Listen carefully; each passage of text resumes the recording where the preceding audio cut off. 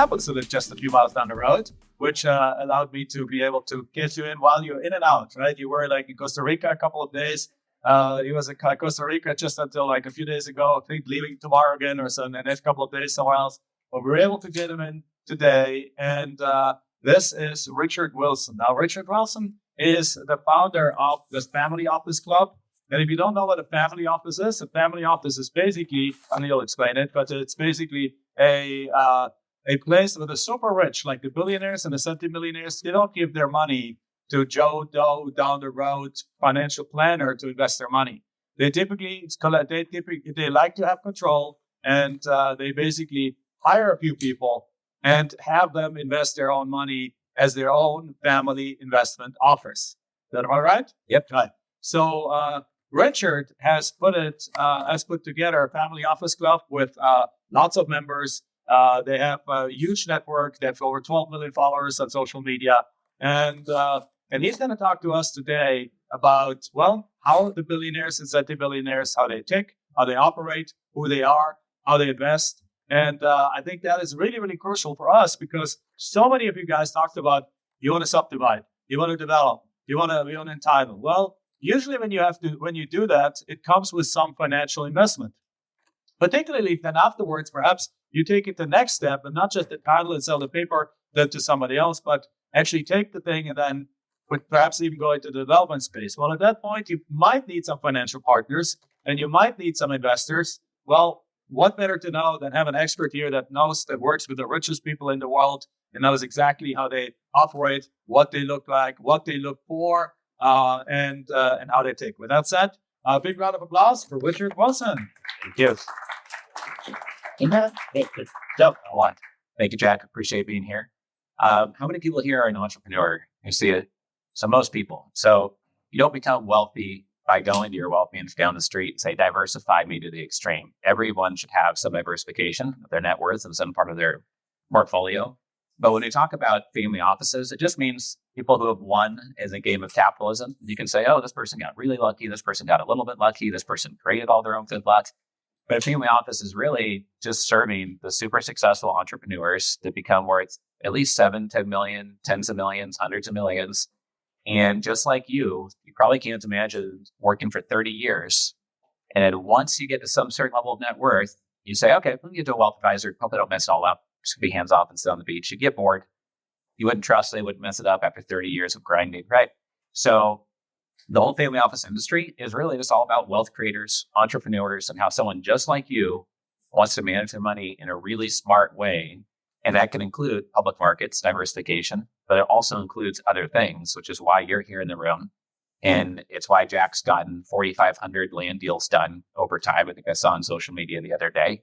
Right? He wouldn't have gotten those deals done unless smart entrepreneurs knew they need to stay in some control of their destiny, because that's how you got to where you are today, is by taking control of your destiny, right? So that's the family office industry. We do work with billionaires. We do work with lots of 100 million plus over families, but we also work with a lot of angel investors, private investors, people who work 3, 5, 10, 15, $20 million. But what I found is that you can learn a lot from anyone in the world. You can learn a lot from anyone who's running a business that does 7 figures or more. It doesn't have to be 10 million a year, but you can also learn a ton from those who are worth tens or hundreds or billions of dollars. They don't stop doing what worked. They don't stop doing what got them there. They keep doing the things that made them successful, right? So that's what we're going to talk about today. I'm going to go through 60 slides in about 60 minutes. We're going to have like 15 minutes for questions at any time during the talk. Just raise your hand. We can make this interactive. It's a small room. We don't get through everything. We already gave Jack access to the slides, so you can send to all of you. If you want to take pictures of anything, I don't care, but you will get access to all the slides. So there'll be 1 or 2 slides that are very detailed. I'm not going to bore you by reading off a super detailed slide because you'll have access to them. A centimillionaire simply means someone who's worth 100 million plus. Before I forget, at the back, I did bring about 35 books, and half of them are my book on capital raising. The other half is my book on centimillionaires. We published 13 books the last 17 years and put out a lot of thought leadership. That's really how we have been growing the business. I own the whole business. We don't have any big brother partner, any debt on the business, et cetera. And when I started it, I was 25 years old. People still look at me like I'm a kid now at 41 years old. But I've been doing it for 17 years. But at the beginning, we had to do a ton of thought leadership to be taken even halfway seriously. because the wealth management space, the investment space is full of people who are not in their 20s in terms of running events or a community, right? So that's a little bit about our history. This is my team. One of our board members and investors is Joe Williams, co-founder of Keller Williams Realty, it's the largest real estate brokerage firm in the world. We've got 25 people on the team inside of our company. This is my home team. I've got my wife here. These are my 3 daughters. They're 7, 9, and 11 years old. Went to Croatia this summer. This is them working out with me at the gym, my 2 youngest ones. So I always have a lot of fun doing family stuff. I like doing outdoor adventure trips as well. This is us on the West Coast Trail. There's 130 ladders and bridges, some of them 30 stories tall, series of ladders going up the ocean cliffs up and down in Vancouver Island. So I do 2 backpacking trips with my guy friends each year, a couple big trips with my wife each year, and we take my whole family on ideally 2 to 4 big trips per year that are not just going somewhere small. This is us at Everest Base Camp on my birthday last year. This was 11 months ago. Made it the whole way to Everest Base Camp, went to the Kumbu Ice Fall, and I got altitude sickness and there were blizzards. I couldn't get helicoptered out, so I was in a 7-degree lodge the whole night. That wasn't too fun, but it's still the most fun trip of my life. And it was partially going there that led me to believe to relocate my whole family to Hawaii. And on June 4th, we're moving to Oahu this year. And we figure, I only live once. So worst case, we move out of Hawaii in a year or 2. But I like surfing, trail running, and being outside. So space camps. My wife and I do the rim to rim to rim here in the Grand Canyon. It was 23 hours. It took us 45 miles, 11,000 feet elevation gain. We like doing just fun stuff like that, just being outside. It's Havasupai Falls. I got halfway down this cliff, thought I was going to die. I'm like, wife, I'm not doing this. I'm going back up. I couldn't even see where I was putting my feet.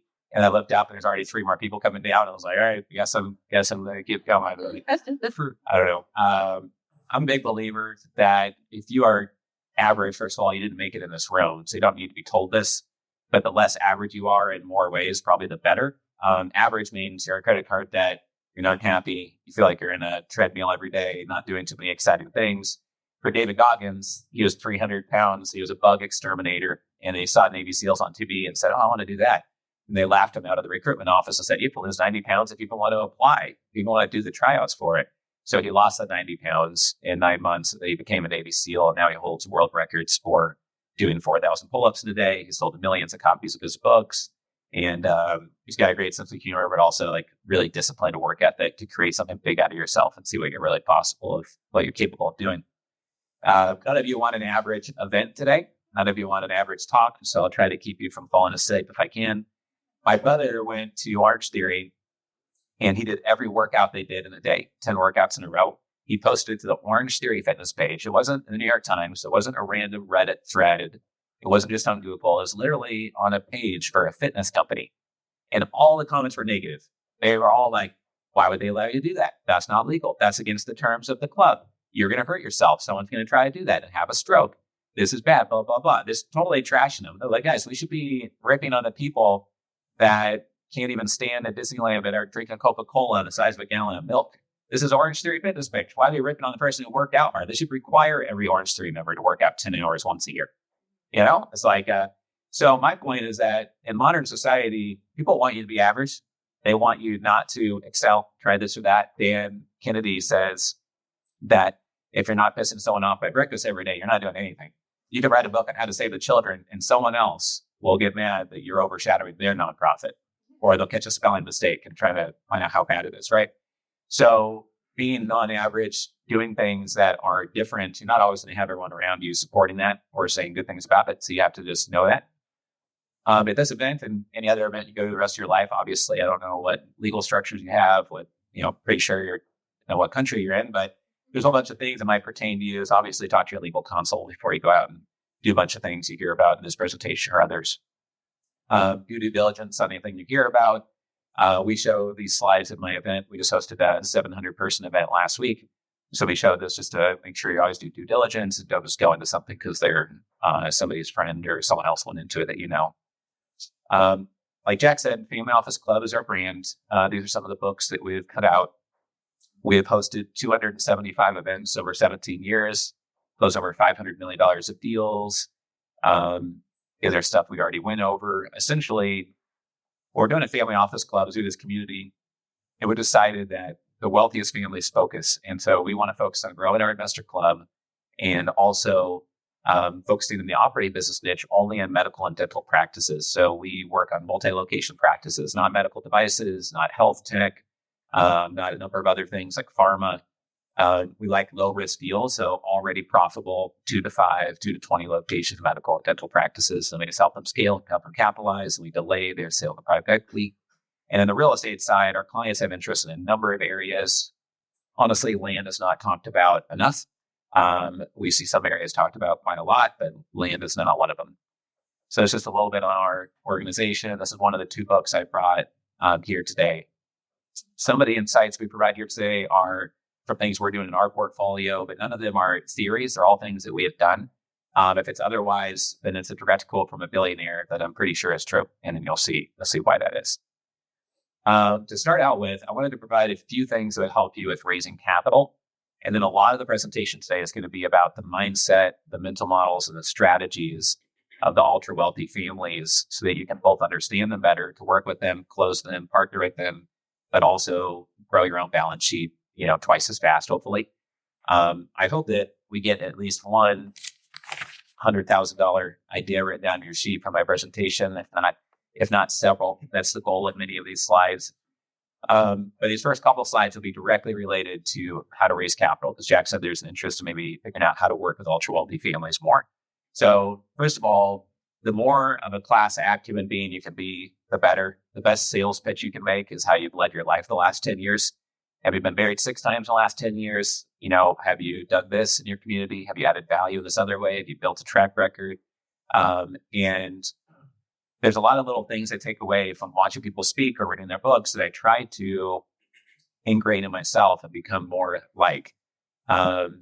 Thinking, being very thoughtful before you take actions. Jeff Hoffman, we just did a fireside chat with him. He's a billionaire, created the airport check-in kiosk, and was a startup investor in Booking.com and Priceline.com.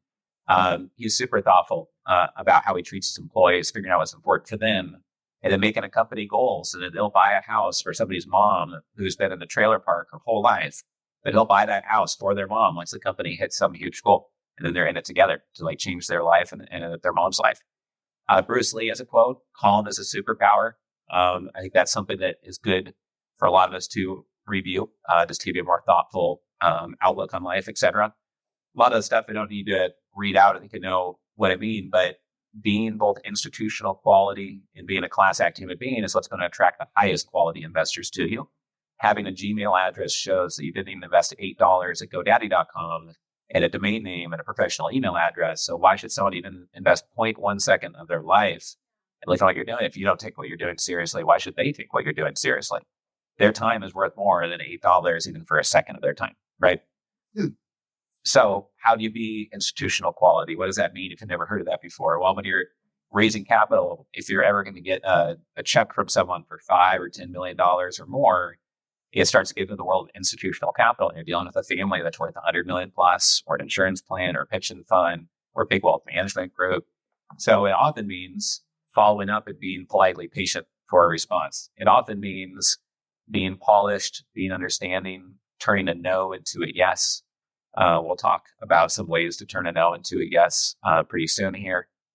It means making it so when someone looks at it, they can see that somebody cares about this company. And this is not their first rodeo. This is not some startup that has no idea what they're doing.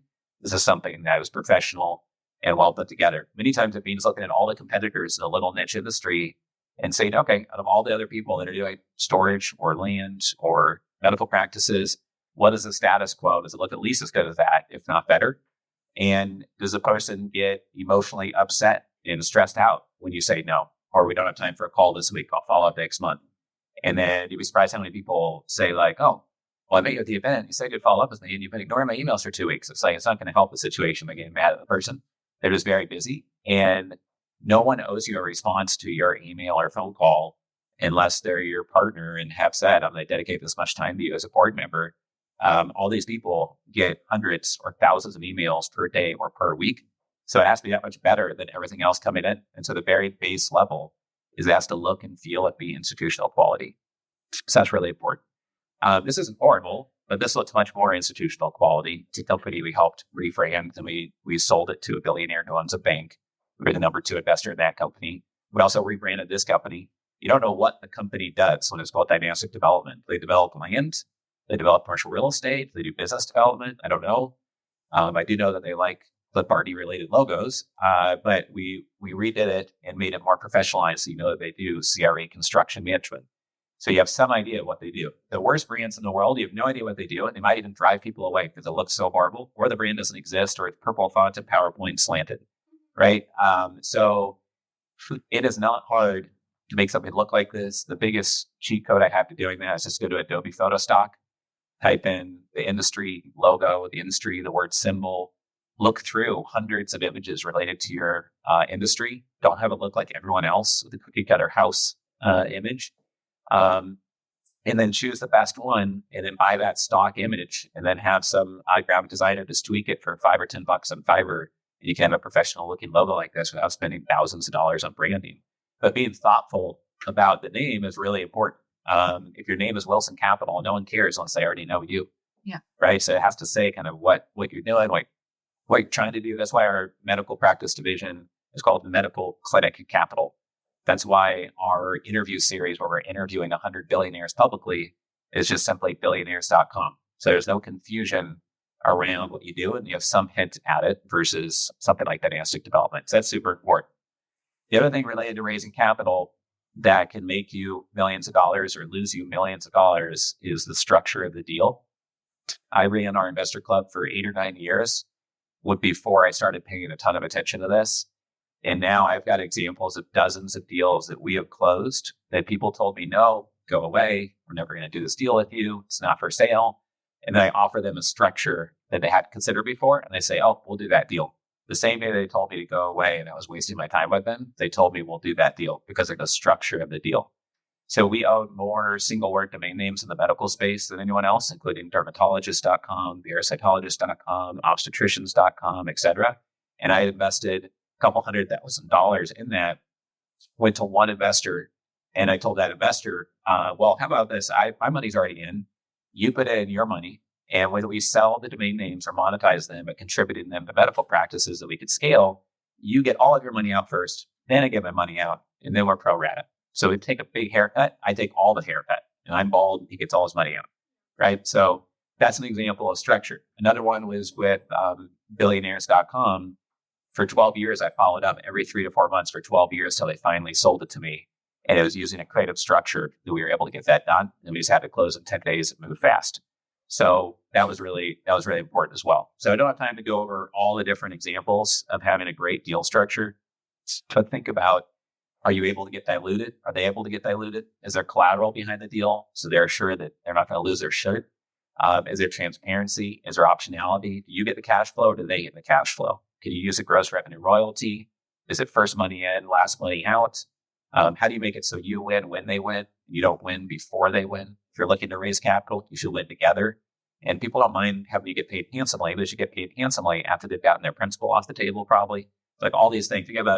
We've done a 6-hour workshop just on deal structures, and we're talking here for 90 seconds about it. So there's no way to go over all of it, but you get the idea. If you haven't gone down those rabbit holes, you'll close twice as many deals if you become an expert at navigating deal structures. There's probably number one overlooked element in terms of getting deals done and raising capital. If you act like a class act human being, you look and feel institutional quality, you focus on a small niche and you have expertise and you add value first and build a genuine relationship and the deal is structured right there is like half what you need to raise a lot of capital in my experience. Most people are doing something that looks like everybody else. The branding that means nothing, some Greek god capital. No one ever asks what that Greek god is except for your spouse, maybe. And then they are not using creative structures. You go out to the world and say, I have a land fund like a robot. You want to be an LP. Some people don't do funds. They want to invest direct. Some people want to be creative, do co-GP or JV or have land to contribute in lieu of cash or want to source things for you as a co-GP. If you don't know how to navigate all that, then you're stuck with just a hammer. You have no screwdriver, you have no pliers, you have no tweezers. You need all these tools in your toolbox. Okay, so went over most of that already.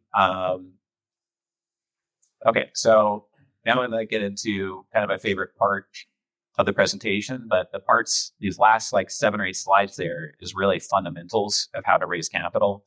And I've got just about enough books for everyone, I think, but the capital raising book gives you a 5-step system And it's a 100-page answer to how do I raise capital systematically. And this is how we have done it and built our whole company. And then this book was the first book ever written for 100 million plus net worth families. If you want to work with anyone who's worth over 20 or 30 million, they typically have the 6 challenges that people have if they're worth 100 million. And we run into these same 6 challenges just about every time I work with somebody. So it's really important to get those dialed in. And when you reach out to a family, knowing what we're talking about today, knowing structures, it's one of the best ways to add value first is to suggest something they could do to structure the scaling of their balance sheet faster. If you do that, they'll want to reply because it's in their best interest to reply to you. If you just pitch them, then they say, oh, do I want to meet to maybe invest in this person's deal? I don't know. But do I want to meet to figure out how I can scale my company twice as fast while getting diluted less every time I open a new gas station or car wash or hotel? Yeah, maybe I do want to do that, right? So you want to make it in their best interest to reply to you, not in your best interest. They can carry your amazing pitch if you want to develop relationships. Any questions on that before I move on to the next session? Questions? Okay. I just want to mention how pretty crucially important for each service right there. Like that is a part of making sure the other party waits first. This like literally applicate. I can't stress that enough. That's 99% of the world doesn't get that. Right. Most of the world does not get that at all. So the investor needs to win first. And it all comes down, you're basically just trying to build trust so someone can be high conviction that you are the right person to be a steward with some of their capital. And if it's structured so they have security, then that makes it go much better, right? What I tell investors all the time is you want to be sourcing deals first.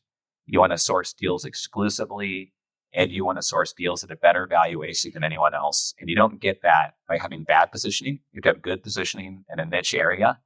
And if you've done really well for yourself and you're an investor and you're going to have to negotiate deals, I don't know how many times we've asked, oh, well, is there any collateral like medical equipment, receivables, land, real estate assets that we could have as collateral added to this deal? And many times it was not structured in there. But as an investor, you ask and you can get collateral added to it. Now your downside is that you have a process of collecting on that collateral, right? So on the investor side, it's one of the most profitable questions that you can ask. So you sleep better at night. But it's all about trust.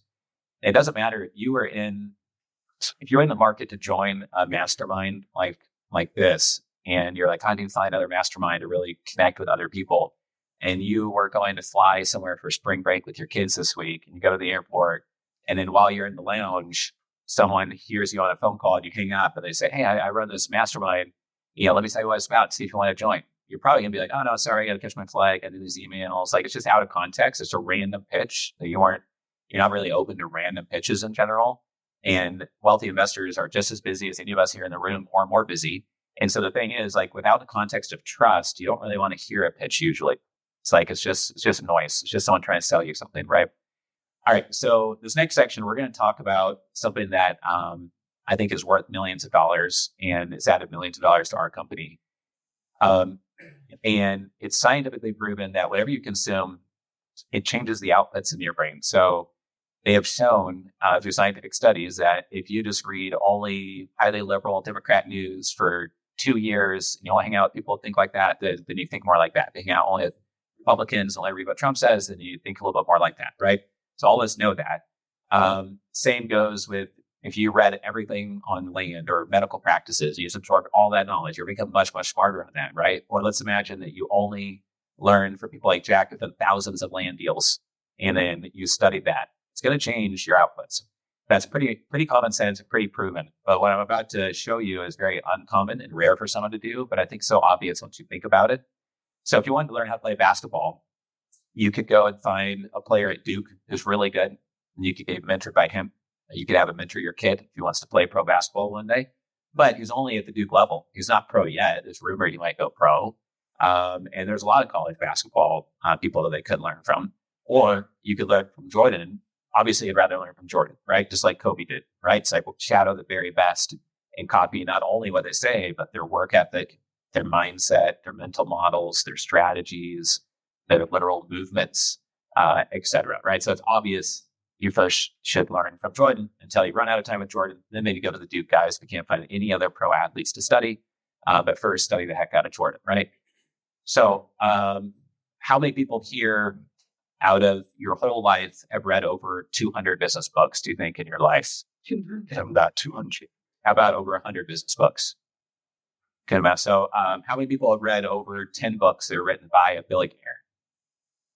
Okay, 5 or 6 people, 6, 7 people. So my point is that a lot of us have read 50, 100, 200 business books, but most of us have not read more than 5 or 10 from a billionaire. We're mostly reading books by people who are really good at marketing their books. They're not really good at business compared to billionaires. So until you run out of the Michael Jordans to get mentored by, why would you read a book by anyone else unless it's in your little niche? So if I'm focused on medical practices, okay, I want to study the best of medical practices and the best in business. And then I get niche specific mental models that I also can cross pollinate that with all the ideas from billionaires. And I find most people don't do that. They go to the New York Times bestseller list, who is the best marketing machine to pump their book out on how you can work 4 hours a week or how you can do this, or, it's all about atomic habits or about this or that. It's like all noise compared to first learning from the billionaires in my mind. So I'm on a mission to read every book ever written by a billionaire. I've read 76 of them so far, and there's 240. These are worth over $100,000 each. These are the top 25 books written by billionaires that I've gone through so far. And you can get mentored directly from billionaires. Some of these people have only written one book their entire life, sharing what they've learned.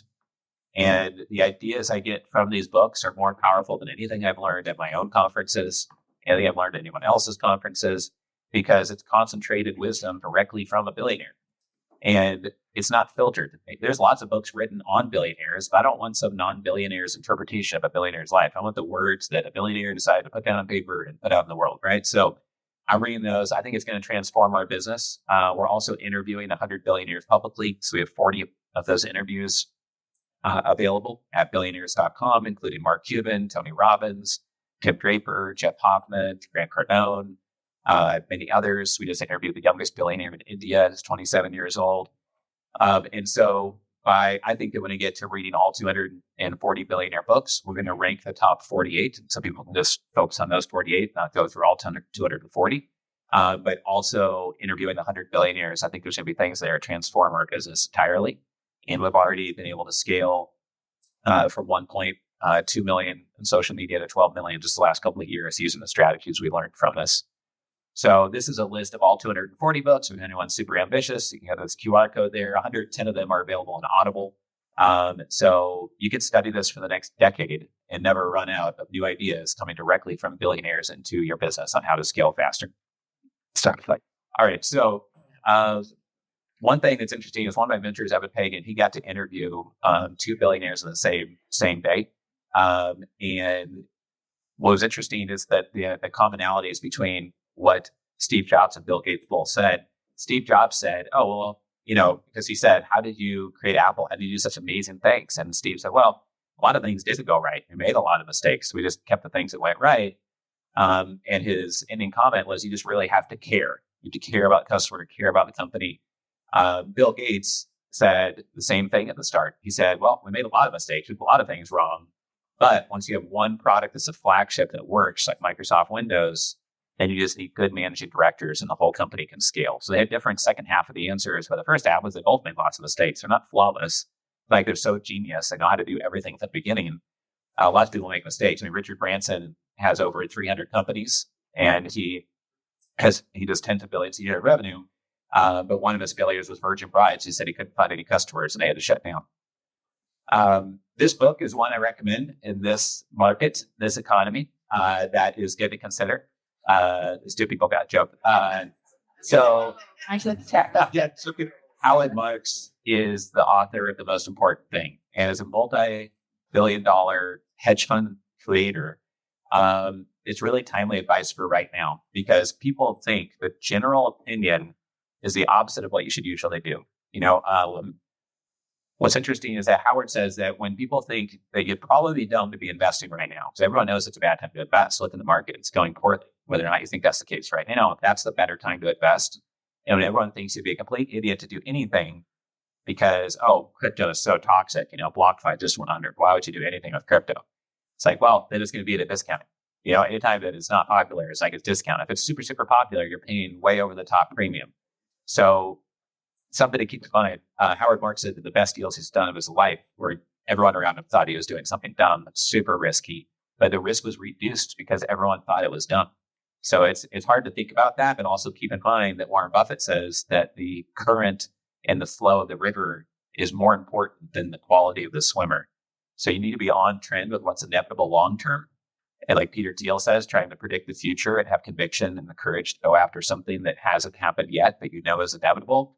But at the same time, not be swayed by that being unpopular. Gary Vaynerchuk says if you're chasing the herd, you're never going to position yourself as number one. You have to position yourself years before the herd comes, and now you're positioned as number one in that niche. So all these ideas kind of connect and relate to each other. And there could be a lot of ideas we share with you here in this presentation. The idea isn't to go and try to use them all. It's like a food buffet, and you pick and choose, well, it's good to you right now. And you can save some of these ideas for later or just discard whatever you don't love. Tony Robbins is someone I interviewed about 6 months ago. You can listen to that interview. It's just 13 minutes long at billionaires.com. A couple of his big insights. Proximity is power, just like being in this room. So Tony says that he did one deal, and that one transaction made him $400 million because he was in proximity of big financial players, and he was able to connect the dots and get it done. That's part of the reason why you're here in the room, right? But you could be mentally in proximity with 150 billionaires by reading these 240 books, right? You could be thinking like them and more like them. Tony also said at 10 million a year in revenue, he was working harder than he does now at 10 billion a year in revenue because he was in operator mode. He was the one turning the crank and doing everything. But in owner mode, instead of operator mode, he is acting as kind of more of a chairman instead of CEO. So that's the level you want to get to over time is figure out. By the way, some strategic coach fans in here, including Jack and his wife. Yeah, I was a strategic coach for 5 years, and I love Dan Sullivan. He says there's two types of knowledge: specialized knowledge and worthless knowledge. That's why you're here. Specialized knowledge is what I'm trying to transfer over to you. That's what billionaires have. But also, there's a couple of books by Dan, like the ABC Method and the Unique Ability 2.0 workbook. And he teaches to really focus on, what is most of your value created, get rid of the other 80% of stuff, and then do that every single year. So you're more and more focused on what you're exceptional at and passionate about, right? And that's what he's talking about by being in owner mode. Sam Zell had a book on the slide a couple of slides ago that I'd highly recommend. Am I Being Too Subtle? It's a real estate multi-billionaire. You get direct mentorship from in that book. And in that book, he says that he wants to be the chairman of everything and the CEO of nothing. That was his goal in life, right? Kind of half joking, but pretty serious. It's like, I want to architect it, be strategic, focus on what I'm passionate about. But the day-to-day management of every employee and KPI and everything, that constrains you to just one business at most, right? So a couple quick takeaway slides. As David Rubenstein, founder of Carlyle, I've noticed that billionaires are masters of productivity. They can't become ultra successful without being so. So there's a whole series of things to look at. We just talked about Tony Robbins in owner mode. That Pearl Kumar, who we just interviewed, the youngest billionaire in India, he talked about only working on things that are exciting, can be really big, not working on things that are non-exponential. Rubenstein is famous for always moving, always being hyper responsive. He's the first to reply an email threads and guides the conversation in direction they go in. He gets back to everyone almost right away. And he's one of the most productive people alive today compared to people all around him. Peter Thiel talks about something called extreme focus. We're going to talk about that a little bit later. And Bezos talks about moving when you have 70% of the information in front of you. You're never going to have 100%. So it's more costly to not take an action. And most actions are reversible. I moved to Hawaii. I don't like it. Okay, now I have a real estate asset in Hawaii and we'll rent it out. And then we won't be living in Hawaii. No big deal, right? Sit around thinking about it for years or regretting not moving there could be a costly mistake. So making sure that the things you focus on are really worth it. Dr. Bharat Sangani came to the U.S. with $10 to his name, and now he's a multi-billionaire, and he only focuses on things he could grow to $1 billion balance sheet or larger. So just hearing that, thinking about that, makes you think on a different scale, like what's scalable, what's going to be worth it, and not just create a little short-term gain. Another thing that I found by studying them is the scalability and seasonal window of time. Number 3 here, focus only on big ideas, exponential ideas. One thing that I do every morning is I have a laminated 1-pager, and I read it every day while I'm shaving, and it has my monthly, quarterly, annual goals, and then about 40 statements, like the one for Bruce Lee saying that calm is a superpower, only focus on exponential things. Don't take any meetings I don't want to take. Only focus on things I'm excited about. What I do matters more than how hard I work. But at the same time, I have pictures of 15 advisory board members or people I look up to and want to be like in some way. Dan Solomon is one of them on there, but I also have people like Mark Wahlberg and Mike Jordan on that one pager. So while what I do is more important than how hard I work, what I found is that anyone who makes it to past 10 or 20 billion net worth, they not only work hard, they also work smart. And they also work hard on becoming smarter faster than other people. And one of the biggest commonalities among the billionaires is that they're voracious learners, whether that's through books or podcasts or newspapers or all the above. And so sucking in all the information on your niche possible is what's going to help you grow exponentially and not just in a linear fashion like most other people. Also, doing things that other people don't do by definition is needed if you don't want to be like everybody else. And you already know that. You're already an entrepreneur. Almost everyone raised their hand, right? You're not a cubicle jockey at a large corporation. And all of you could have been, right? Warren says that when you're getting lucky, make sure you get buckets out and not thimbles and take advantage of that. That's something I've seen several billionaires bring up, is that when you're in the right space at the right time, then you have to go big and seize that moment, because you might only get a few of those moments every decade or even in your whole career. This example we already gave on the COVID, on Bitcoin, but another example is like during COVID, Marriott, MGM, Disney, they all went down by 90% value of the stock market. It was like, okay, at some point, Marriott, Disney are going to get back to their previous highest probably. So it doesn't take like a stock trader or genius to know, okay, we have to have some courage at this point and go in on this. So if you want to scale your balance sheet, it requires something that's not only scalable, but really seizing a moment and making sure you take the best advantage of it. You don't get something by settling small. Paychex founder, he had one chance. He's written 2 books I've read. He had one chance to go to all the franchisees of Paychex and then unify them with a buyout offer, and everyone accepted unanimously. If he hadn't have, it would have been a mess. But he had to think big and go big, or he's going to be stuck, and he never would have scaled to where he was today if he did that. Cuban was offered $150 million for his company, and he turned it down. He said, "No, we're going to the $1 billion mark. We're not going to sell for $150 million." Same with Arnold.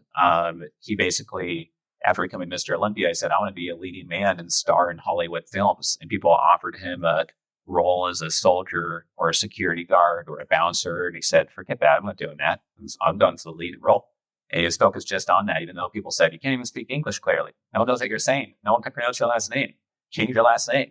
And he ignored all of them and focused on it until he did that. Right. And so it's pretty amazing.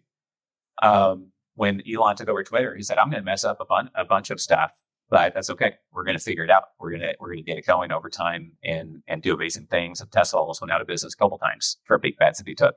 So, like Bezos says, some decisions are reversible. Obviously, you shouldn't do too many things in your life that is like you lose your whole company or you lose your net worth, you go bankrupt, it doesn't work out. Definitely don't encourage that type of thinking. But really aiming big and not settling for small when someone tries to buy out your company totally. At least don't do a full buyout, right? And try to have your cake and eat it too. I take a partial one. So obviously, by definition, you don't get to 50 or 100 million if you sell out at 5 billion, if that's as big as your vision is. One other thing I've noticed is that, well, it's popular to talk about, hey, you should work less. You should only work 3 days a year or 3 days a week. You should only work, an hour a day, etc. There's only one billionaire who I have studied so far out of a couple hundred that said the whole way up, they just work smart and not hard. And I know that the founder of the Huffington Post likes to talk about making sure you stay very balanced and don't work that hard. But she became a billionaire by grinding for 15 years and didn't sleep for several days so much that she fell and broke her jaw on a desk. I definitely don't encourage that. But it makes it less credible when someone who became a billionaire says, "Don't overwork yourself too hard," when for 15 years she did, and now she's a billionaire. And so the point is to make it fun and exciting, and don't have people on your team that are energy vampires. Don't work with bad partners. Don't work on things that are not exponential, because the people who I listen to, when you hear their ideas in the books, they don't talk about how you have to put in a painful grind and it's all pain and it's all super hard work and it was all for the money. Someone commented yesterday on LinkedIn And they said, what is our society coming to? And the ultimate goal is to become a billionaire. And I replied like 30 seconds later saying, I've never met a single person, including billionaires, where their number one mission in life was just the money, money, money. It's all about becoming a billionaire. It's not like their number one mission in life. It's just a scarecrow tactic by people who want to, dismiss capitalism altogether. It seems to be half the people in society, if not more these days. But it's an exciting adventure and it's fun to do this thing. It's not just hard work. But to other people, it's like, oh, why are you working so hard? Oh, all they do is work. But to them, it's exciting and they don't have to defend themselves. Other people can judge them and they'll have a high quality life because they're willing to work hard. And that's what Arnold talks about in his book. I'm reading Arnold's book called Be Useful. And I read it to my kids each night. We read 5 to 10 pages. And in that book, he talks about putting in the reps and putting in the hard work and putting in what's needed to get things done and also having a really big vision. And in my experience, you don't get there without the work ethic. So this was a great book, built from scratch from the founders of Home Depot. But they're a good example of how it's an exciting adventure and not just hard work. This concept we're going to talk about on these next 2 pages is something that's made us millions of dollars. It continues to help us. And it's just a topic that you could sit in a room for hours or have a full day event just on this topic. In fact, we might do that one day. And the more I think on this, the more that our company scales more exponentially. And I got this idea from a book called Mastering the Rockefeller Habits. And the idea is to acquire strategic choke points. So after you have a choke point, it makes everyone else's lives a little bit harder to try to compete against you. It makes people want to work with you more. It makes you grow faster, usually lowers your costs or increases your distribution. And I've shared this graphic for the last 12 years while presenting this idea. But more and more people recognize this graphic these days because of the disputes in the Middle East. And right here controls 25% of the global oil trade. And so every major country has military bases right here because that is a strategic choke point. If you control that, you control a lot of energy flow around the world, just like Panama Canal. And so what you want to do in your business is figure out what one thing would be a domino to make everything else go easier. Is your problem getting deal flow? Is your problem talent? Is your problem the best deals get eaten up first by others? Well, what if, like, let's say you're in the mobile home park space. Maybe nationally, there's 5 mobile home park breakers that are the most well-known nationally. Could you go and buy 1% or 5% of their business? Could you go to them and say, hey, I want a 90-minute look at your deals before you reach out to your list? Your commissions are normally, 5% or 6% that you're splitting with someone else. And maybe you get 4% or 5% if you do both sides of the transaction as a broker yourself. We'll give you 7%, but we want a 90-minute look before it goes out to your list, or we'll give you 8% because we're going to eat up your best deals. And we'll make you a co-GP on that deal, and we'll do this for you, et cetera. And to get deals first. That's just one of hundreds of examples of a strategic choke point. Another example is we have the only book, written with the word centimillionaire in the name of it. We wrote the first book with the word single family office in the name of it.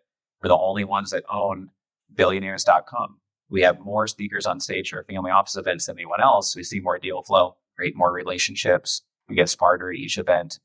We're trying to do a number of things that help us in the little sandboxes that we're carving out for ourselves that make it so everything else gets easier for us instead of harder. And so looking at things like what's your biggest expense for us hosting big events, 1,000 people, we'll spend $1 million to host a big, large conference, and the hotel cost is a whole bunch of that, a couple $100,000. So eventually we want to have venues in these key cities or partners that co-host events with us. And if they get exposure on stage at our event, maybe they're out $30K for their food costs and some staffing costs, but now they got exposure to this huge investment event, which is strategic because they own a bunch of hotels. We don't have that in place quite yet. We do for our small masterminds, not for our big summits. So that would be a big choke point. Now we could double the number of events we have each year and still only spend half of our competition did on half the amount of events, right? So ideally, choke points, once you secure them, it's very hard to displace you. There's a nonprofit in your town, and you could lead that nonprofit, and it's full of relationships that lead to you raising capital. Then you being the volunteer leader and just doing an amazing job means unless you mess up or get tired of it, people don't like you, then that's like a choke point. You're secure that leadership role. Another could be going to YPO, Tiger 21, or a big investment conference and negotiating a exclusive sponsorship and say, I want to be the only land development person allowed to sponsor this conference. What do you normally pay? Can it be exclusive? It might say yes. It might say to be exclusive, you need to pay 50% extra. And you can be the only land person who's allowed to sponsor that event in your city and do that with 5 different events in your city. Those would be choke points. Whereas you maybe don't own the IP forever. In some cases you do, like billionaires.com, but it might just be a position that's pretty hard to displace you in. So when we got started, we bought familyoffices.com. We built that up. When he wrote the book on capital raising, bought capitalraising.com. We got a LinkedIn. We had an offline networking group. We had another software platform. We put it on LinkedIn. We became the largest registered investor group of family offices globally. That helped us with having best-selling books done through Wiley and Bloomberg, and then self-publishing our books. That helped us grow. It was a form of a choke point. We then had 42 LinkedIn groups. We now have 84 different LinkedIn networking groups, but we became the number one on LinkedIn for investment groups. And that's where about 95 or 93% of our 12 million followers is LinkedIn. We have the number one conference series in the industry. We have like the most number of conferences or speakers on stage. All of this gave us more credibility. By having this, it helped us get this. By having a best-selling book, it helped us get credibility online and at our events. By having great speakers at our events, it helped us write our 10th book. And then we acquired assets like commercialrealestate.com, billionaires.com, et cetera. We also acquired the largest social media asset in the dental industry. So we have 375,000 members there. So each one of these helped the other one. Each one of them grew a credibility. Each one helps us create thought leadership and spread thought leadership, create more relationships with investors, get more deal flow, and figuring out how to apply this template to your business can really help, because otherwise you say something like, oh, I want to be number one in stem cell investments in the state of Texas. Okay, great. But someone could wake up tomorrow who's 19 years old, has no experience, say the exact same thing, and put the same thing on their business card, same thing on their website. What you want to do is have things that no one else can say unless there's complete fraud and you're just making it up. With 4,500 land deals that Jack's done, or us spending $25 million to host 275 events over 17 years, and other people can't say that. So it helps you bring in clients. And I equate it to, if you have a sandbox, just like a kid's sandbox, any 2-year-old with 2 years of experience in the industry can just wander in. There's no walls to it. But if you build up the walls to it, you have the number one book, the number one website, number one networking group, you're in these leadership positions, you've got this track record, people are going to look at it and say, oh, I don't want to compete directly with Jody, like what she's done. Let's either partner with Jody or let's go in this other niche that's adjacent and not focused on Scottsdale land or whatever it may be, right? So that's really important, because entering a crowded space, almost nothing's more painful in business if you're doing the same thing as everyone else, and it's really tough. A lot of us have learned that the hard way. If there are any questions on this, choke points, or the other 25 slides I just blew through pretty quickly, I want to make sure I get to as much as possible, but any questions from the audience still? Okay. Yeah, Choke point isn't necessarily something that's bad, right? It's just recognizing this might be where we're really good at something or can build up on it, like you're saying. Right. Yeah. The question is that choke point's not necessarily something bad. It could be something you could build up, and just recognizing that. And it's usually bad for your competitors once you have one, but it could be fixing the most painful parts of your business, or if you had it, your growth would be inevitable, where your success would be much faster. And so it's usually speeding up your acquisition of deal flow, of capital, distributing what you're doing somehow, or reducing something which is a major burden or cost to your business. Something that's like, oh man, we could just figure out this talent issue, or we could just get this figured out. Everything would be so much easier. And so those are examples of choke points. But yeah, it could be not fixing something bad. It could be something that's just very exciting. Right?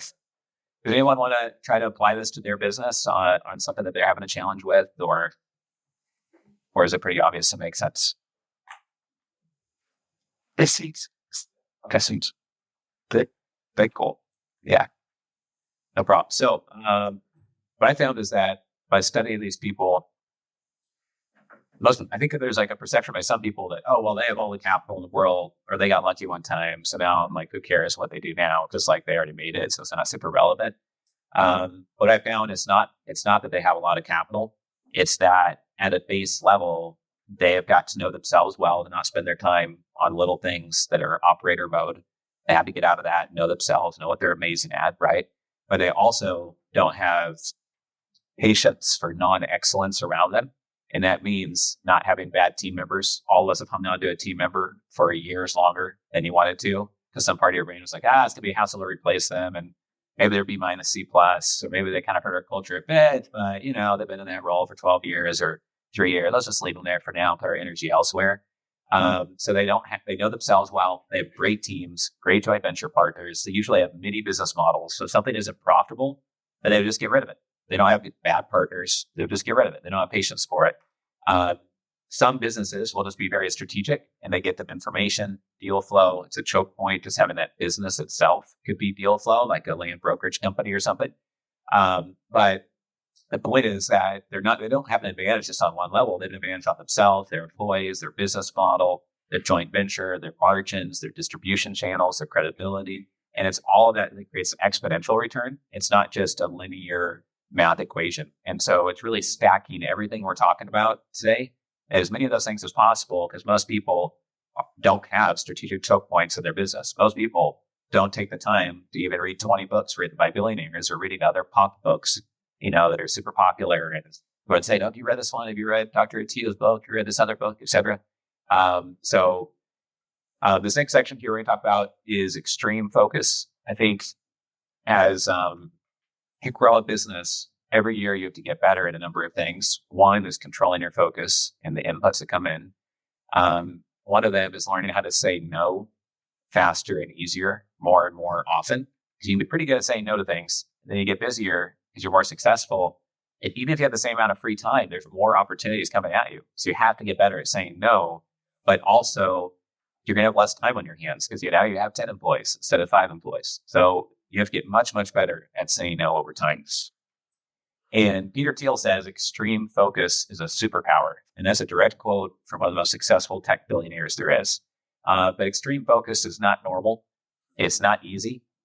And if you want to make everyone happy in life, sell ice cream. But even then, someone's going to complain that your ice cream melted or it's too salty, something, right? So the point is that the goal isn't to make every single person you come in contact with happy. And if you're like me, you have a hard time saying no to people sometimes. You're trying to keep the customer happy, trying to keep partners happy, trying to keep employees happy. Like, let's complain. I was just trying to do that. So that's just something important to keep in mind. One thing I do each morning, besides reading that laminated one pager, is watch like a YouTube short from David Goggins. And one of his recently, he said, people ask like, hey, Goggins, how do you work so hard every day? How do you do that? It seems like impossible. You're like a robot and all that. He's like, no, some days I don't feel like working out. Some days I wake up and I'm like, man, I feel a little tired, sore, got this knee injury I'm dealing with, had surgery last month. Yeah, I did a 3-hour workout yesterday. And he's like, maybe I won't work out today. Maybe I'll skip it. Maybe I should just be like everyone else and be normal. Maybe I'll just be like normal and average. And then he thinks himself, says, no, F that. I'm not going to do that. I'm not going to be normal. And for you, applying this to a business person's life, the equivalent is for you, it might be putting out thought leadership. It might be going out and systematically meeting with 10 joint venture partners every month or quarter. Or we're not trying to qualify for Navy SEALs. We're not trying to make a pull-up world record. We all should be healthy and invest in our health, of course, but it doesn't mean working out for 3 hours a day. It means making sure that you're putting in the reps that Arnold talks about or Goggins talks about, but in your business, in strategic moves, and upgrading your brain and your mental models and your strategies by being in rooms like this, right? So taking that mindset from a billionaire or from a Goggins, but applying it to what's the race that you're racing? What's the monopoly game you set up for yourself? And how do you know if you're winning that game? And how do you do the work that other people aren't willing to do, like Goggins did, but interpret that for your business? Right? We're not trying to out-pull up Goggins here. That's not why we're in this room, right? So you should take that and not read it at face level on how to be the fittest human being in the world, but the fittest in your industry and the most competitive in your industry is super important, right? And that's one common thing is that you need to be able to do things that others don't want to do. They don't have time to do. They don't have the passion to do it. Jim Collins showed us the 3 circle Venn diagram of what you've got the DNA to be good at, you're passionate about, and you can make a lot of money at. And if you do things that just make you a lot of money, then someone's going to eat your lunch who's passionate about it. Every time I fly first class, and usually when I fly at all. I'm the only person working. Maybe there's one other person laptop out. Everyone else is sleeping or streaming something on Hulu. I guess they're all just ridiculously efficient at their time and very successful. But I'm eating some of their lunches because I'm passionate. I'm excited about what we're doing. So we get things done, structure the next deal, launch the next product, get something done, right? So the point is that you can't do things you're passionate about that don't make you money. You have to do something you're naturally good at. You have to really find the connection of all those things, or you will not want to have extreme focus. In your mind, maybe you don't think it's even possible to achieve that vision that you have for yourself, or you don't have a clear vision. But when I started, I wanted to be number one on family offices. And I didn't have a super clear definition for what that would be, but in terms of books, website visitors, etc. And now we have more thought leadership than all the other family office organizations globally combined because of that work ethic. And now it's after 17 years, and now 2 years into billionaires.com. And I don't know what's going to happen when we make billionaires.com the number one resource globally for billionaire balance sheet scaling strategies for anyone that wants to create wealth. But I'm pretty sure a lot of good stuff will happen. We'll learn from billionaires, we'll connect with some of them. And so I have the passion to do that even without knowing what the result would be, but it's only going to be good results. There's no way it's going to be bad. Even if no one on planet Earth cares, like I know I'll learn some stuff, right? So that's the type of mindset that's helped us become successful.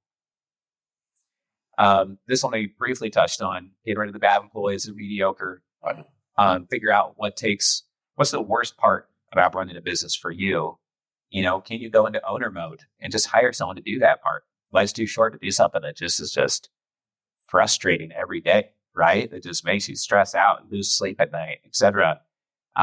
Energy vampires in your life of any type, you just need to get out of there. Any negative news, negative friends, any negative inputs in your life, most of those can be strategically reduced short or medium term.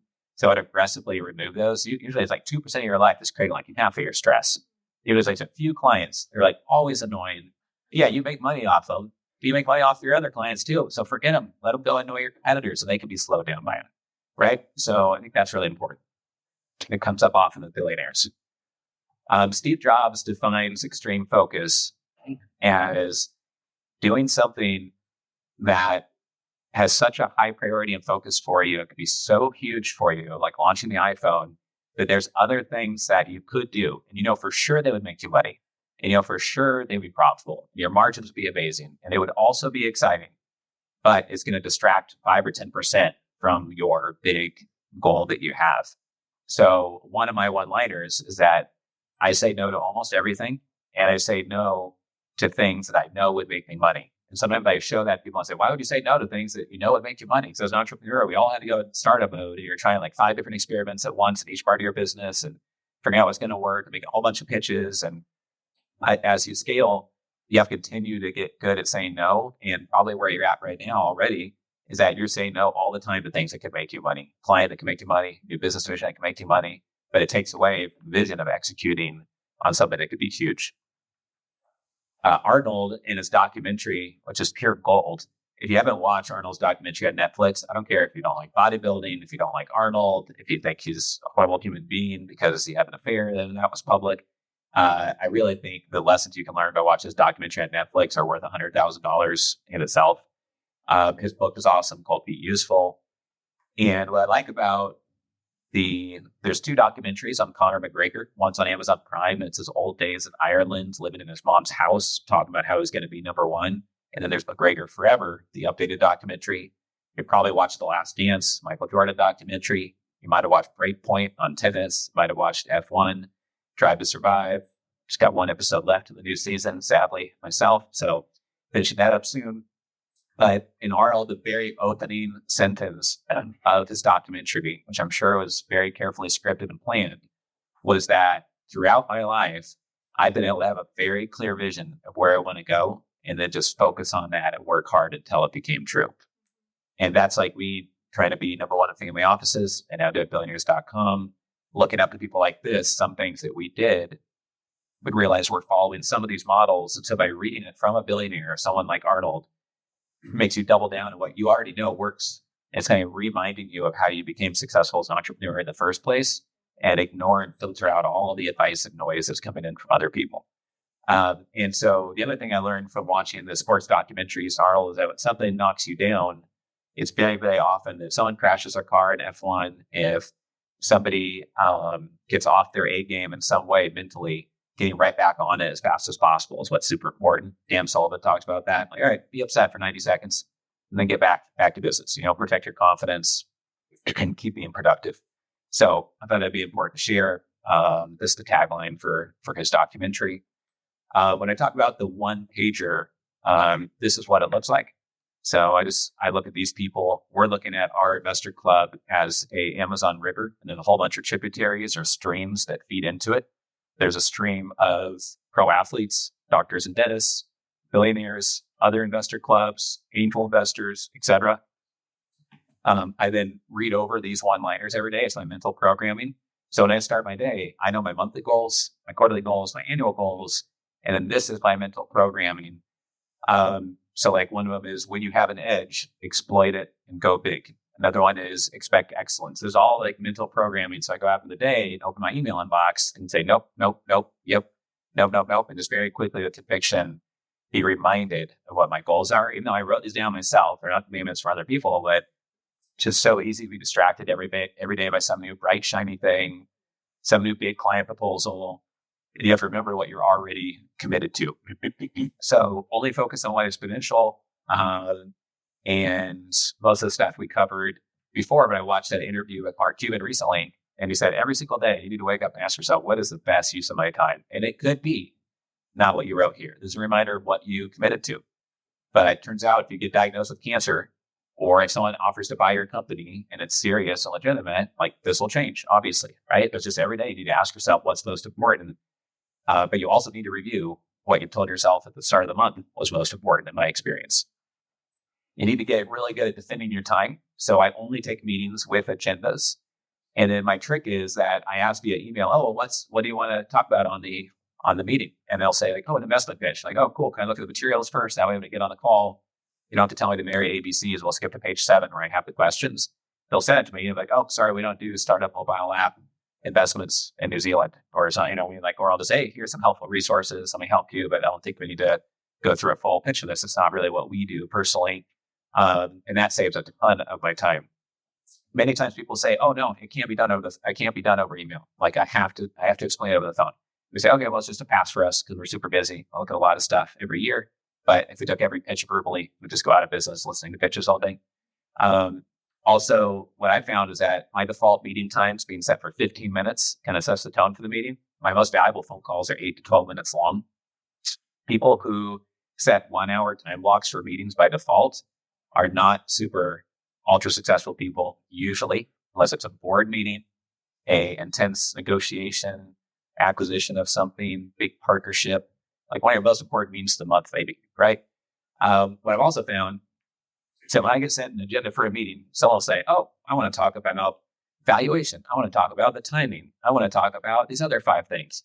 I will then write back in the email and address, because I can type really quickly, and I'll address in detail all of the 7 things and then bold number 4 and say, here's answers to everything that's on the agenda. Why don't we spend our time on the call just digging into number 4? Because that's where the beat is for me. Is there any of them that jump out to you guys as big problems? I think we're all on the same page. I don't think we need to verbally talk about all of these things so we can, in a 3-minute email, kill off 20 of a 30-minute phone call or much more, right? That saves me days of my life. Say no to almost everything, but those things are not going to be an exact fit. Have a focus, have a clear position, get better and better at saying no. And then what I found, this is something that I think almost nobody uses, I found, is that most meetings, like I said, I'll do the agenda, reply back over email, just dial in on the beat of it. Most meetings can be done via an email or a text message. Those that can't, it's always more powerful to meet with an investor in person, by the way, obviously, right? If you're watching me in Zoom right now, it wouldn't be the same. I can't even watch my own conferences on Zoom. I'll forget watching a conference. I'm busy doing something else. And so we do things in person with important investors as often as we can. But 90% of meetings could be handled via text or email. It's just about whether you're going to work with that broker or whether something's going to happen or not. The 10% that are left, what I found is that most of those don't need to be done over a phone call either. It could just be an audio message. And so we send hundreds of audio messages per week over Slack and WhatsApp. And this is what I find is super underused. It's like people are binary. They think, okay, meet in person, phone call, Zoom, or email. But an audio message is much, much better. You can hear the tone of voice.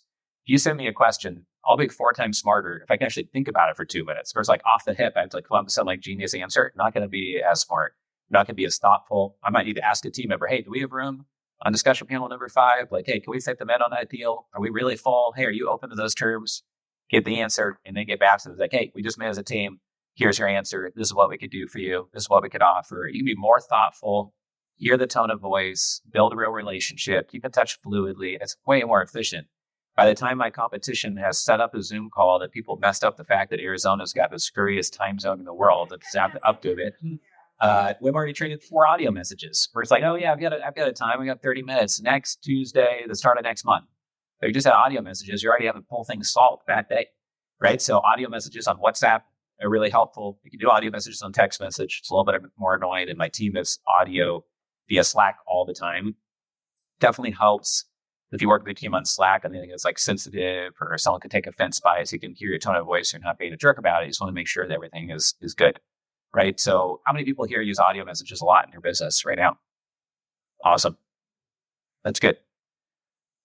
Okay, so these are examples of goals that require extreme focus. If you're doing something really, really big, then you have to use the strategies we just talked about, because if you don't, it's going to be hard. Like, do hard things is something that I forget who that quote is from, honestly, but one of my friends reminds me of it all the time. The things that are going to be transformative don't always have to be hard. It could just be laser focused, or it could be very specific or strategic. But many of them are hard, or at least take time, right? To interview 100 billionaires, that takes extreme focus. To read 240 books by billionaires, to scale your revenue 2x in the next year. If you want to record 1 video a day and do a daily podcast or YouTube show on a niche topic and put out 365 videos in 1 year, most other people don't want to do that. They don't even do 3 videos a year, right? So to even do a moderate amount might be massive for your business. But I challenge you to figure out, how do you do something that's not moderate and do something extreme? And then once you've done that, other people want to work with you, not against you. And even if they do compete with you, you have such a moat around your business. Goldman Sachs and Bloomberg build a family office event division to compete directly against ours. Whatever cubicle jockey they hire is going to get bored or cherry picked out by another firm in 3 to 5 years. And hopefully I'll still be here cranking away, right? The same with you, because you're an entrepreneur. So those are some examples of what requires extreme focus. What's the HLML? What's that? Workout for the Oh, best health of my life. 'Cause sometimes I do like, best shape of my life. We're not in college anymore. So it's like, you want to sleep well, you want to feel good. You also want to have emotional health, spiritual health, family health, relationship health, spousal kind of health, etc. I was going to get to it a little bit later, but it doesn't really mean much for those around you if you're an example of just financial success. And you're basically telling others like, hey, you have to, use alcohol a bit, have no social life as an entrepreneur, sacrifice all vacations, work yourself to death to make the money. Okay, you should do that. It's basically like communicating with your life if you don't have a healthy life all around.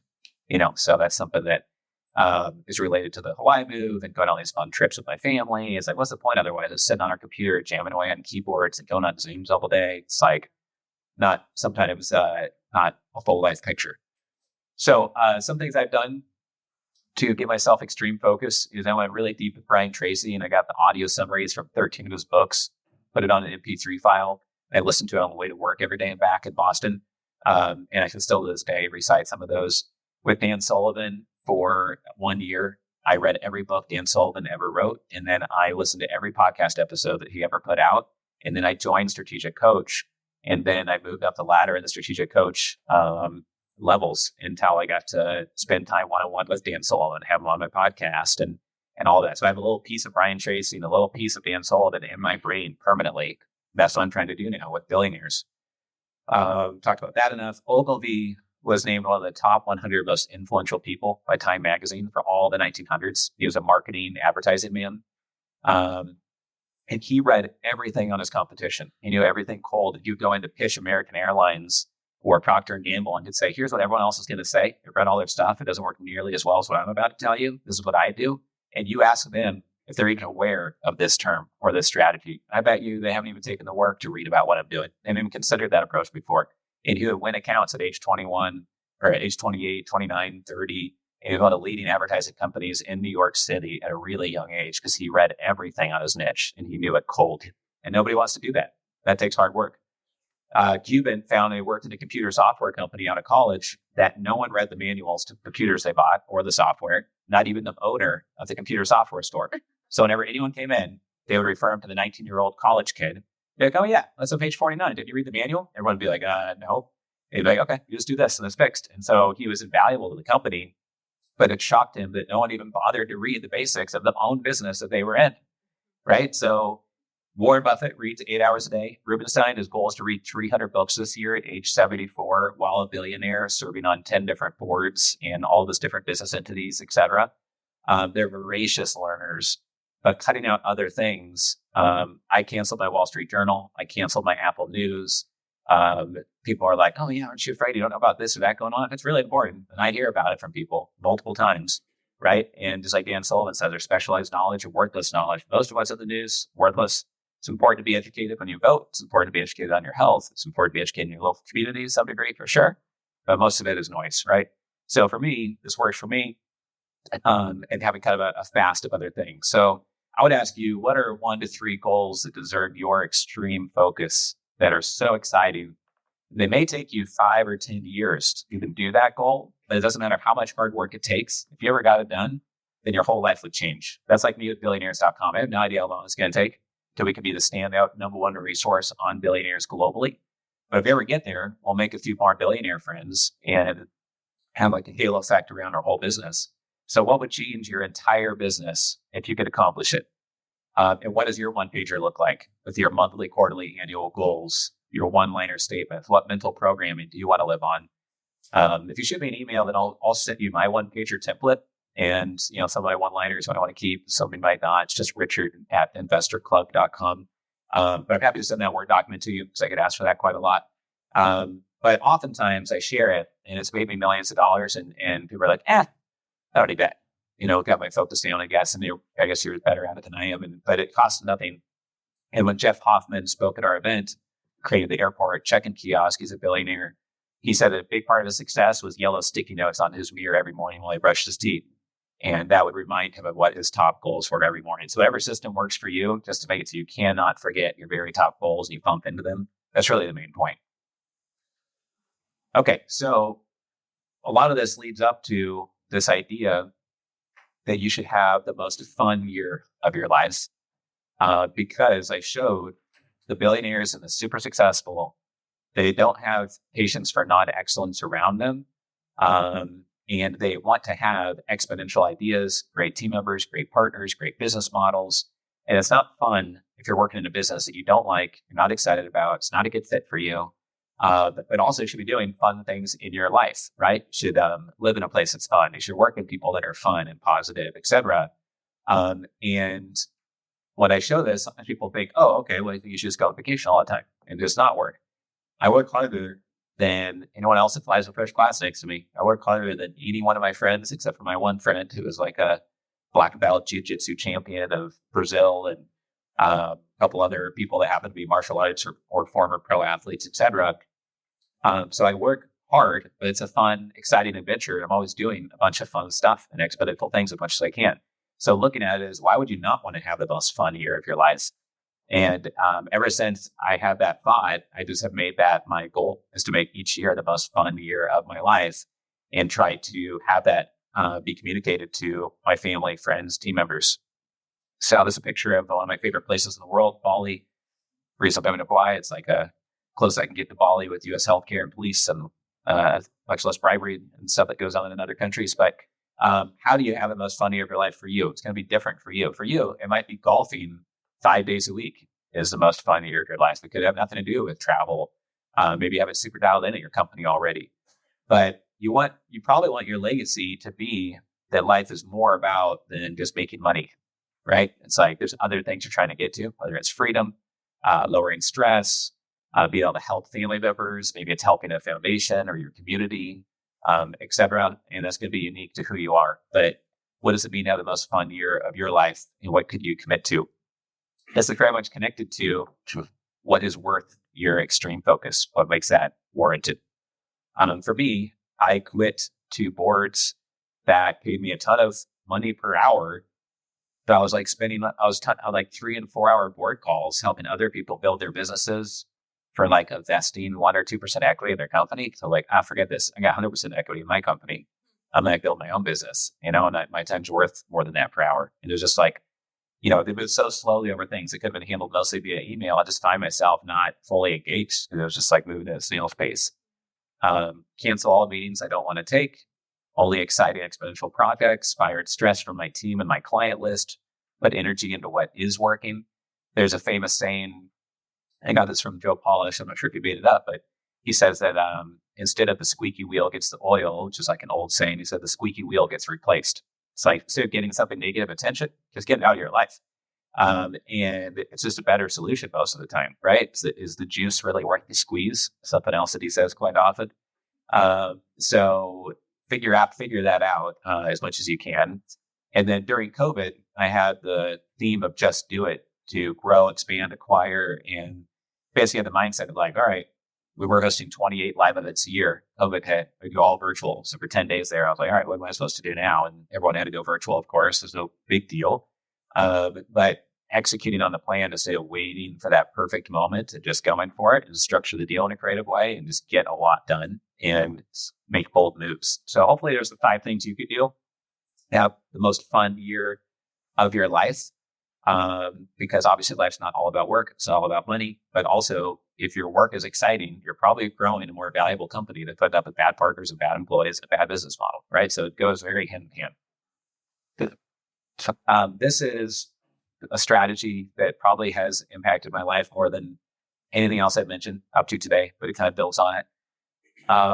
So in the hacker world, there's something called like a brute force attack where someone's going to guess your password like 100,000 times in a second. Sometimes they'll like take down a server and now your website goes down. But what they're trying to do is guess every possible combination of your password based off of all of your public history and anything they can find publicly. And if they get the combination right, then it unlocks your account and bad stuff happens for you and good stuff happens for them once they get caught. So that's like a brute force attack. And then the idea of reciprocation is that if I do something good for you and I give you a book, you get a lot of value from it, maybe you help me back by mentioning it to somebody or something else down the road, right? If Jack adds a ton of value to you here, you're like, hey, Jack, how can I help you? Oh, let me toss over this deal to you and keep you in mind because it's perfect for what you said that you're doing. So reciprocation is paying something back to someone. And what I found is that when you put out like a video on LinkedIn, helpful social media update, a resource, an infographic, an interview. For example, we just interviewed Mike Tyson on stage a couple of weeks ago. You can put that on LinkedIn tomorrow, probably. That creates reciprocation at scale because then hundreds of people saw it. It wasn't just one person you added value to over coffee like an investor. So this idea is combining those 2 things. It is going into a niche area and trying to add value, penetrate, build up your sandbox, acquire choke points, do something big to have that sandbox be turf that you own with a number of combinations, constantly learning, figuring it out through hard work, but also becoming smarter. And you're doing it in a way that just adds value to people along the way. So you're doing it in a way that just builds more relationships, builds more momentum, get them a little bit smarter. You help people. You have to have a business model that allows you to make money while you're doing that, or you'll go out of business just right in thought leadership. That doesn't work. But this approach is really like when I was in high school, I wanted to work in the computer industry. So I cold called every computer company in the yellow pages because people actually used those in the 90s. And then one person gave me a job interview. He gave me a job. I learned how to build websites for Indian companies. When I got out of college, Oregon State University, everyone wanted to pay me $32,000 a year. It's not exactly Harvard University. And so I went and met with everybody in the Portland, Oregon Chamber of Commerce. One person was from Oregon State, had a great cup of coffee with her. And she said, oh, well, sorry, we can't hire you. You have 7 years of experience doing accounting or as a CPA to do Sarbanes-Oxley risk control consulting. And I said, hey, I'll work for free.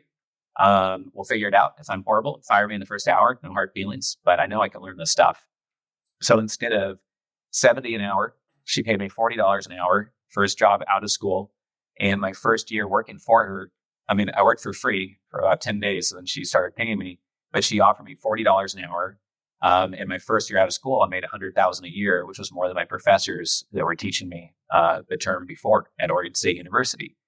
And so over and over again, this is the approach I've been taking. I did Sarbanes-Oxley risk consulting, paid for my MBA, very boring work. So I said, who's going to pay a 21-year-old kid $100,000 a year? Nobody, unless it's based off of what I actually get done. So I said, okay, I need to work in commercial real estate and bring home deals or raise capital. I got 2 job offers for commercial real estate, but moved to Boston, studied psychology of influence and persuasion instead. And I did Sarbanes-Oxley 3 days a week. Went to a capital raising company. He said, oh, you have to have raised $100 million. We can't hire you. So, okay, I'll work for free 2 days a week. And then eventually it was 3 days a week for free. And then he felt bad and started paying me to do the capital raising work. And that's how I got into that industry. And then when I started the website, which was a blog on Blogspot, Blogger, basically, platform that Google acquired eventually, again, I started writing about what I was learning about family offices. I looked at all 500 keywords that people search for online related to raising capital and family offices, had a spreadsheet, and I wrote 2 blog posts for every one of the top 500 keywords that people look for. And I got on the front page of the Boston Globe at age 26. And I got 2,000, 3,000, 7,000 hits a day to the blog. And then the whole website took off. So I was really kind of forcing my way into a space by not taking the no and turn it into, well, let me make this zero risk for you. Invest our first deal with you at a small amount, 10K, 25K, put the first check in. We'll make it literally risk-free for you on your first deal. Then you're going to love us. And on the next deal, we might not always be able to do that, but come in and try it out. You're going to like us. We're going to take care of you. We're going to follow up with you, et cetera. And this approach is a little bit hard to explain without giving those examples. But it's basically trying a whole bunch of stuff until someone gives you a shot and then you just de-risk it completely and make it so there's like negative risk for that, like almost no risk at all. And that's been the secret to a lot of our success. But you can see it takes hard work. But if you're only doing that in a niche, which is exciting, the ironic thing is if you're willing to do whatever hard work it takes to dominate that little niche you're trying to be in, then you will do things that other people won't do who are just in it for a quick buck. No one writes a book, they're going to be out of the industry in 9 months. It might take you 9 months to write the book and edit it, get the visuals done and everything, right?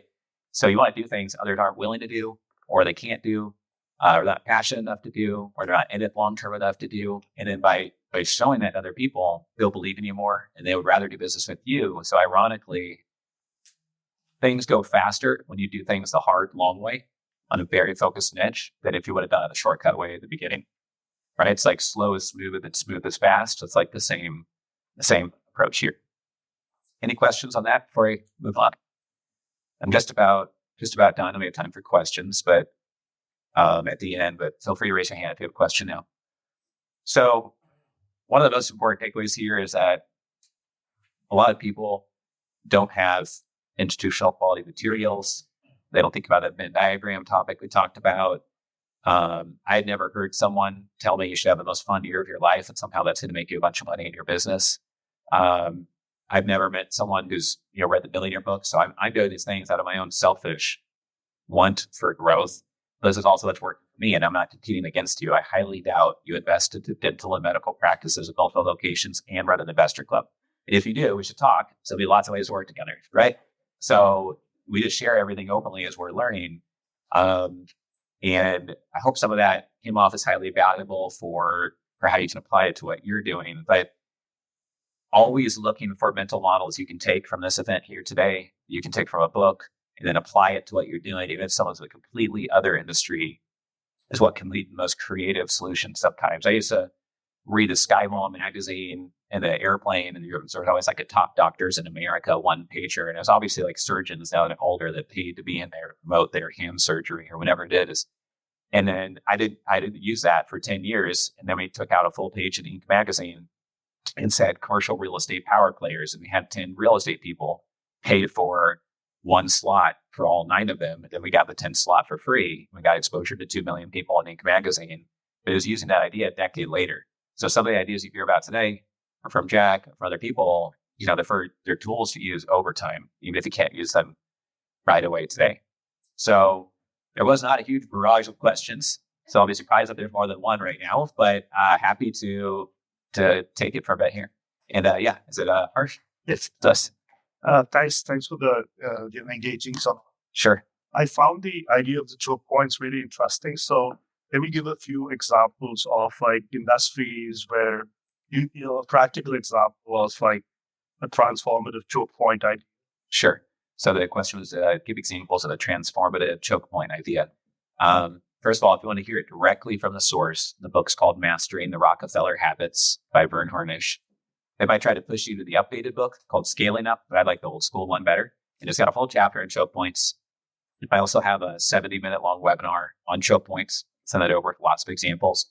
But a tangible example would be the way I heard about this first was I was at a conference in Berlin, and this family, instead of buying mineral rights in Africa, they were getting the airplane surveying equipment, the seismic surveying equipment, which might cost them $500,000. And they would go to people that did not have the money to survey their land. They were cattle ranchers, they had 2,000 acres. They would go to them and say, hey, for just $10,000, instead of $500,000 cost to survey your land or $250,000, for $10,000, the price of the gas of the pilot, will survey your land. But then we split the upside on any royalties on minerals that we find, and we'll sell off those mineral rights to people. And so with one investment, they acquired what was the pain point for the cattle ranchers. And that one investment was highly more effective than if they had invested directly into the mineral rights. So that's one example. In the real estate space, it could be a joint venture with someone. It could be licensing a brand. Lots of people like to license their brand. So before this, I had coffee with someone, and they're looking to come in as CEO of an $800 million wealth management company. They want to grow it to $2 billion. And let's say they were from Austria, for example. Well, maybe they can go to Red Bull and say, we want to license your brand, Red Bull Wealth Management, or something that's still more conservative probably than a Red Bull brand. But having that and having that exclusive agreement would be another example. Because once you have that in place, it's pretty hard to displace you unless you mess it up. So I hope that helps. Oftentimes being first, largest, having the most thought leadership, the biggest YouTube channel, the first book on the topic, the only book on the topic, a domain name, those could all be things. But by definition, if you want to be the expert on the full stock market, good luck, because you're competing against Warren Buffett and Ray Dalio and all those people. Even if you want to be an expert on penny stocks, there's like hundreds of people competing for that. So you have to go down to the niche of like defense industry penny stocks, something that's really niche, right? And then you could be number one. So the more crowded it is, the harder it is to break through, is my experience. Think we had a question in the middle or back? Yes. Yeah, so all of the very interesting and smart nuggets you shared are mostly focused on the business side. But Okay. there's different aspects. Obviously, you have 3 kids, health, family, and so on. How do you balance, or how do you recommend keeping the balance? Because it can be paid off very Yeah. when you spend your time on the business stuff and compete against your other. Right. Yeah. Great question. So the question for the recording was like, how do you balance, health, spouse, other life, etc. For me, I set up a couple of guardrails. One is, I'm leaving, say, for Flagstaff, and I'll be skiing, Tuesday, Wednesday, Thursday. But the only time I'll work while there is from 4 a.m. or so until 7 a.m. when the kids wake up. Maybe while they're chewing on their cereal, finish off the last email, and then I don't work. And so when I had a picture of the most fun year of your life, it was a picture of Croatia. We hiked up this mountain where it connects to Bosnia and took that picture. And during those 60 days last summer, we went to Hawaii, New York, New Hampshire, Croatia, Italy, Oregon, and Hawaii. We traveled for 60 days straight while I ran my business. And every day, including Saturday, Sunday, I got up at 3:30 or 4 a.m. I was done working by 7:30 or 8 a.m. at the latest. And the rest of the day, it was fun. So by the time they're done having breakfast, done watching their cartoons, like I'm there with them. So I only do that when we're traveling, having fun, but that helps me keep on top of things. Also, the efficiency tools I provided are just hugely important. To saying no to things you just don't want to do. Your gut's telling you this is a waste of time. What am I doing here, right? And then doing things on audio messages. And then, so on the weekends, I only work before my kids are awake. I don't do it at nighttime. My brain's more fresh in the morning time. Even though I used to be a night owl before kids. And then during the weekdays, I don't do dinners. When we have a 1,000-person event, we might have a VIP dinner one night. So we have 4 of those a year. But the whole year, I don't do dinners. I stopped drinking alcohol 12 years ago to give me more energy. I don't need less energy in life. I don't need poison in my throat plus less energy. So, no, I don't care if other people drink around me and I like railing against it. That's just for me. I didn't need that. But not going to dinners in the evening time and starting my work early means I can be off work by 3 p.m. Already have 11 hours of work done. Like that's enough. If I work like 9 to 11 or 12 hours, that's enough. And then I can be there when the kids get home from school. So those are some of the key parts about it. But I also believe that I was at a conference of 140 doctors and they paid $50,000 a year to be there. And I said, how many of you spent $50,000 on your health last year? And one doctor out of 140, and these people that work in healthcare raised their hand. And I said, well, all of you prioritize your wealth over your health. But if you die, probably going to get taxed. Hopefully people around you are not happy with that. You're not happy with it. If you get hospitalized, you stop making as much money. Why wouldn't you invest at least as much in your health every year as your wealth? Because you're going to make more money if you live longer, if you're more energy, et cetera. People want to work with you more. If you are who they want to be when they grow up, then they want to work with you. So I have 28 ways I invest in my health. Simple things like I go to the hygienist to get a dental clean every 3 months. Most people go once or twice a year, if at all.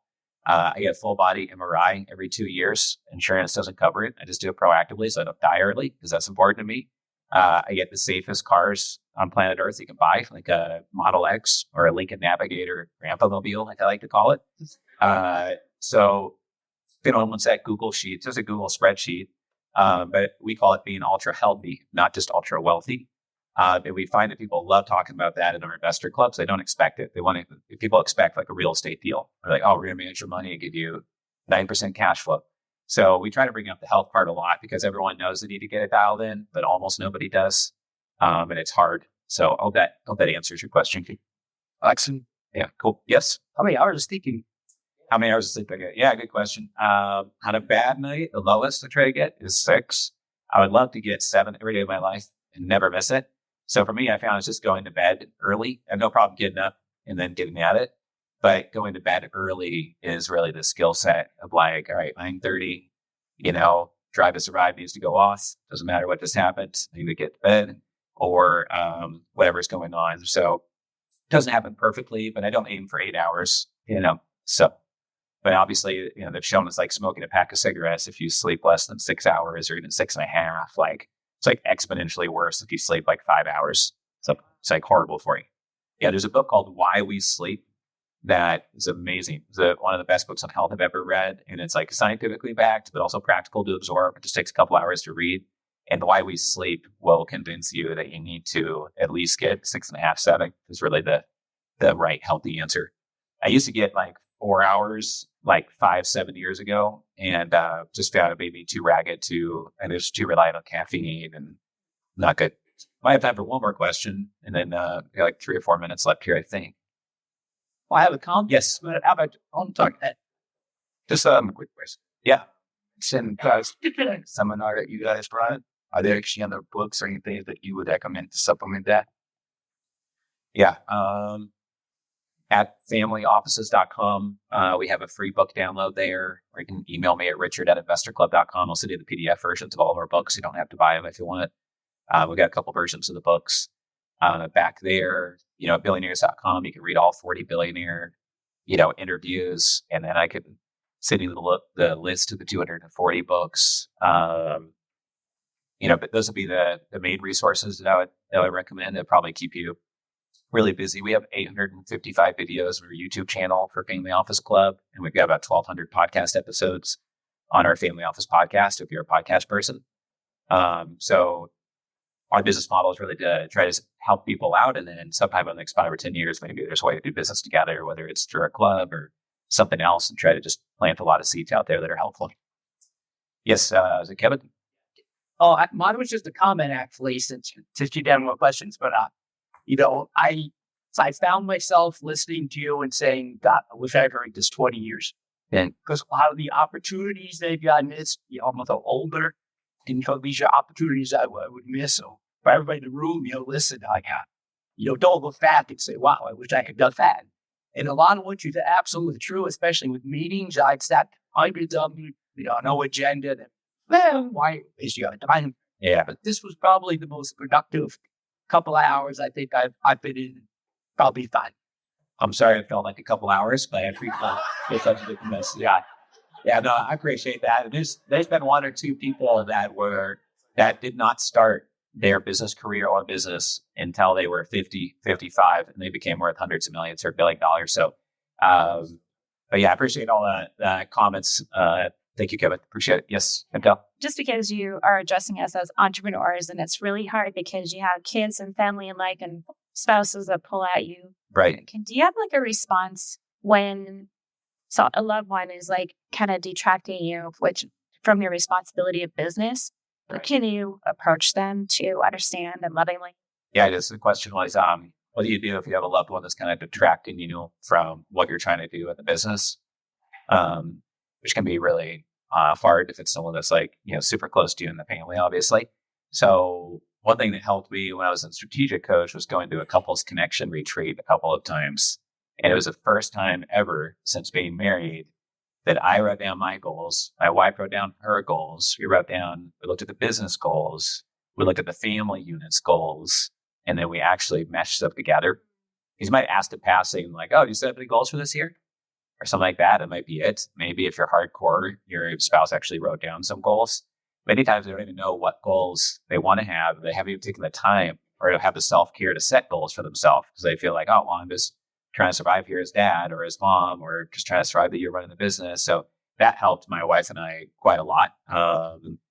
Obviously, sometimes loved ones can mean like a cousin or a brother or parents or something. And, my family is super important to me, but I just couldn't live in Oregon because it was anti-business. The weather is kind of anti-life. So I got out of there and I just sad to be away from the family. So that was just a geographical distancing, but I just don't think people are meant to live in some places in the world. So that's why I'm here in Scottsdale. It's like, what's nice, right? So that might not completely help. Obviously there's intermediaries like for family offices or just anyone in business where we can talk through a lot of that stuff. A lot of people don't want to hear the answer of like going to in some group setting to talk out and flush out a lot of it. But just saying it in a safe space where you can align everyone. Like this is why I'm doing it. It's for the family. Because sometimes it can feel like as a business owner, people don't realize how much you sacrifice for the family, almost as if like you're doing it selfishly for yourself. And you come back after working hard all day. People act like maybe you're out playing golf or something. It's like, I've been working like all day on this, like it's for us, it's for the family, right?